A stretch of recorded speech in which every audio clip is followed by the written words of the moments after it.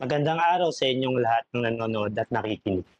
Tayo po ay nasa 65 ng ating pagbubulay-bulay. Ang title ng ating devotion ngayon ay The Gospel of Power to Unite.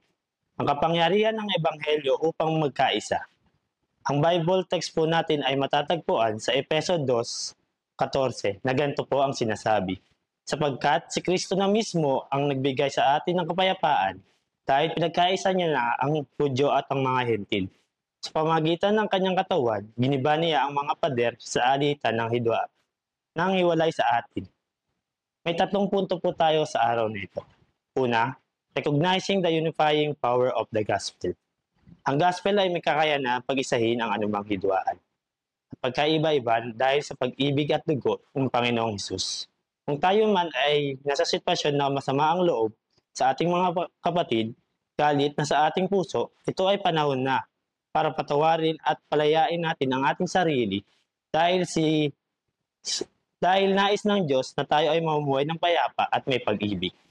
Ipanalangin natin sa Panginoon na maghilom ng tuluyan ang ating galit, sakit, inggit at pagkakampi-kampi sa ating mga relasyon. Tayo ay pinag-isa dahil sa pagligtas sa krus ng Kalbaryo. Kaya mga kapatid, mamuhay tayong masaya at payapa dahil tayo ang mga tupa ng dakilang pastol. Number 2, prayer for relationship. May 2 lahi ang nabanggit sa ating talata, ang Hudyo at ang Hentil. Magkaiba sila ng estado sa lipunan, may hidwaan at alitan. Kaya natin, tayo ay mga magkakaiba at may kanya-kanyang kainggitan, kasalanan at kabutihan sa kanya. Sa kabila ng pagkakaiba-iba natin, dahil sa pag-ibig at pagliligtas ng Panginoong Hesus, tayo ay pinag-isa sa dugo at buhay ng Panginoong Hesus. Sa kanyang inalay upang ikaw at ako ay mailigtas at maging isa at mabilang sa kanyang kaharitan. Pagkaisa tayo, yan ang nais ng Panginoon.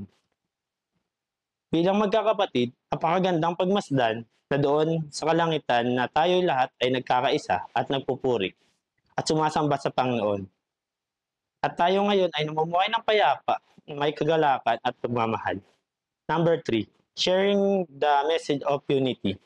Bahagi natin si Jesus sa iba. Ang salita ng Diyos, ito ang gawin araw-araw upang tayo magpatuloy magkaisa, mapalad tayo dahil natagpuan natin at nakilala natin ang Panginoong Hesus. Panatag tayo sa ating Panginoon, kaya humayo tayo at patuloy na ibahagi ang mabuting balita ng kaligtasan sa iba. Upang sila rin ay maranasan ng ating nararanasan at makasama natin sa kalangitan. Commit ourselves to share the gospel to others upang tayo ay magkaisa kay Kristo. Tayo po ay manalangin. Panginoon, bigyan niyo po kami ng power upang pamahagi sa iba ang inyong pag-ibig at kaligtasan upang kami ay maging isa sa inyong biyaya. Patawad sa panahong hindi namin nagagawa ang pagbabahagi. Patuloy niyo pong ilagay sa aming puso ang apoy pagiging alagad ninyo tungkol sa banal na Espiritu. Samahan niyo po kami at kay inyo ang maitaas kapag binabahagi namin ang inyong salita. Sa pangalan ni Jesus. Amen. Sama-sama tayo magpatuloy sa ating 66 days bukas. Sa Diyos ang papuri.